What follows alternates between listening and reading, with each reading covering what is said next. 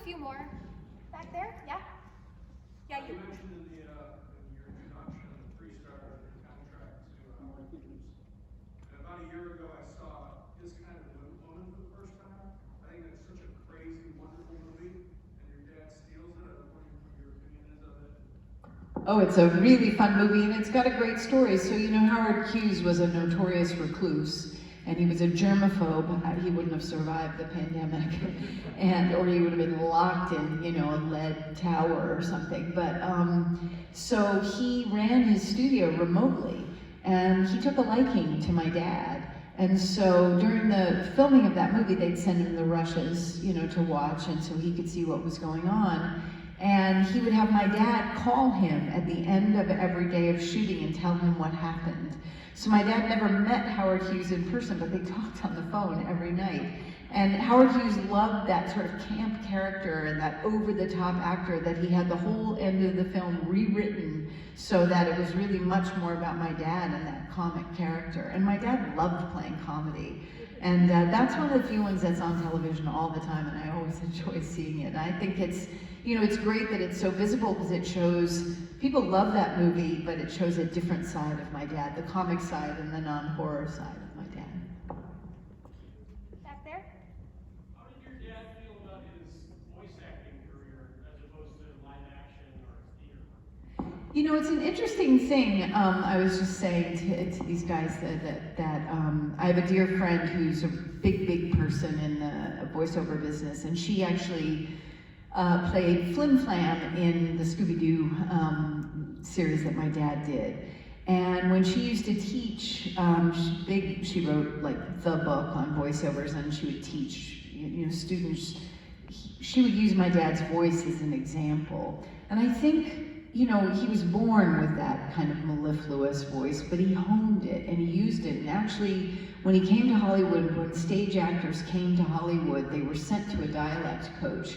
Because if you spoke the way you spoke in the theater, in film, first of all, you would look terrible on screen, but second of all, the sound was a disaster. But also, they sort of all were given in the 30s and 40s that kind of, it's kind of, you don't know where they're from. It's sort of East Coast / England. So and he went to Ronald Coleman's dialect coach. So there's a little bit of that English in there from him. But he grew up in a very musical family, and he could sing well enough to be in the Yale Glee Club. He was in a Broadway musical, but really they were extremely talented, his two sisters and his older brother. And so I think he began to think of his voice as his instrument. And I think he uses it, you know, in so many of the movies to good effect. But animation is that place where you can really use it. We were just talking about his role as Professor Ratigan in The Great Mouse Detective. But he loved doing animation because that really is that opportunity where your voice is that instrument. They can't see your face. You can't act with any other part of your body. It's only your voice. And if you think about, I actually read an article recently because it pops up in Google Alerts of the Poet Laureate of Texas. And he told this story of being in a class where he was in a literature class and the power went out. And so the teacher had like a battery-operated tape deck, and so she just popped in a tape of my dad reading Edgar Allan Poe, and the Poet Laureate of Texas said, "That's when I fell in love with storytelling." So if you think about how my dad told a story, you could really, you know, hear it. And that was before audiobooks, but I think those of us who listen to audiobooks, there are certain readers of audiobooks where the story comes alive, and others that can just kill a story. So yeah, my dad loved doing anything that had to do with his voice, because the voice was the instrument. Thanks for asking that. Hi, me and my brothers saw Dr. Fives at the theater when it first came out. And for 50 years, we still talk about it, we still quote it.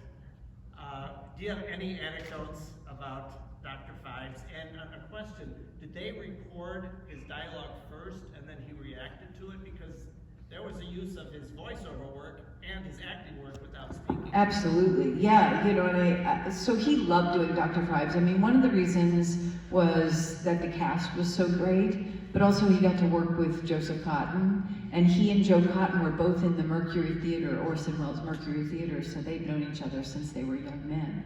But I think, you know, the idea of, yeah, absolutely having to, I believe actually it was the reverse. They, you know, usually in any case they dub the voice in afterwards, but I actually don't know the answer to that question. I'm gonna try and find out. But I think the fun thing was there's comedy in that film, you know, and I mean, it's such a macabre comedy, but for him, any opportunity he had to work in England was great because he saw himself as this Anglophile, but he really had British actors on a pedestal.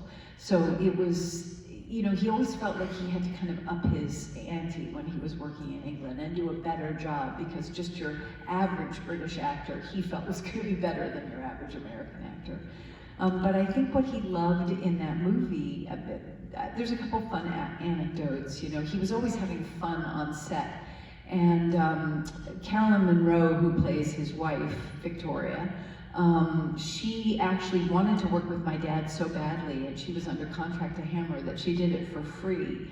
And she tells the story that they basically spent an entire day lying in a coffin together, and he brought pate and caviar so they could, you know, eat while they were in the coffin. But you know, everyone has that kind of sweet story about my dad, that he loved doing these movies and it was all about this connection on the set.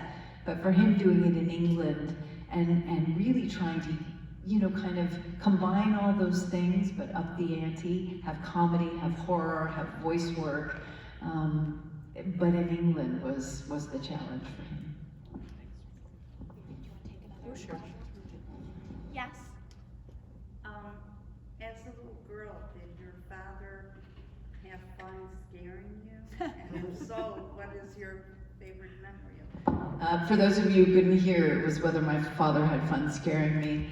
I'll tell two stories, and it's probably a good one to end with. So, the first time I had like a wiggly tooth, and I was going to lose my first tooth, I was super concerned about getting my nickel from the tooth fairy. That's what we got in those days. Kids probably get $20 now, right? But, and we were going to New York, and I was really worried, how was the tooth fairy gonna find me if we were in New York? And my dad reassured me, absolutely, the tooth fairy geography wasn't an issue. So, in short, we were in a hotel in New York, and my tooth fell out. Put it under my pillow, and I was so super excited to get my nickel under my pillow, and I lifted my pillow up the next morning in such excitement, and under it was the most disgusting, corroded old denture.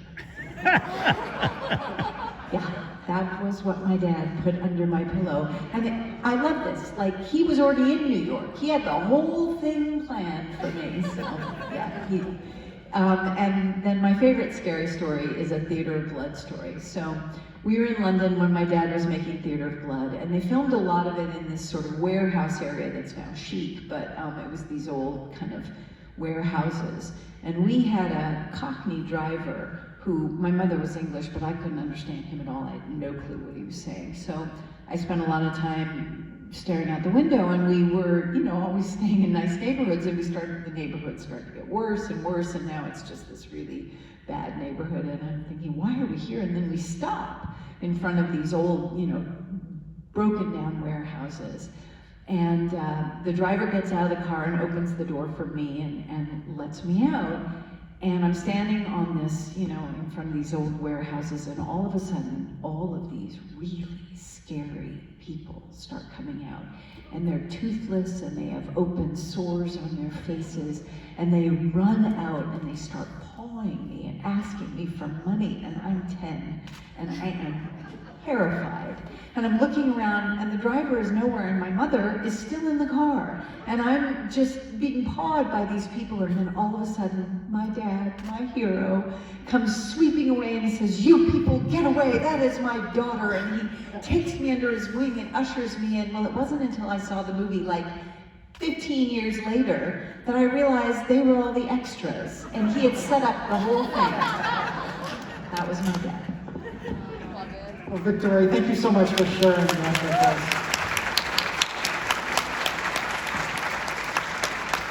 And thank you so much for visiting Park Ridge. Hopefully this won't be your last. No, it's wonderful to be here, and thank you guys for coming out. I was sitting in the back looking, here we are on a Wednesday night, and this movie's older than me, which is hard to believe. And look at all of you out here celebrating my dad and being in this great old movie theater. Thank you for keeping classic films and my dad's legacy alive. It means a lot to me. Thank you. Thank you for what you do.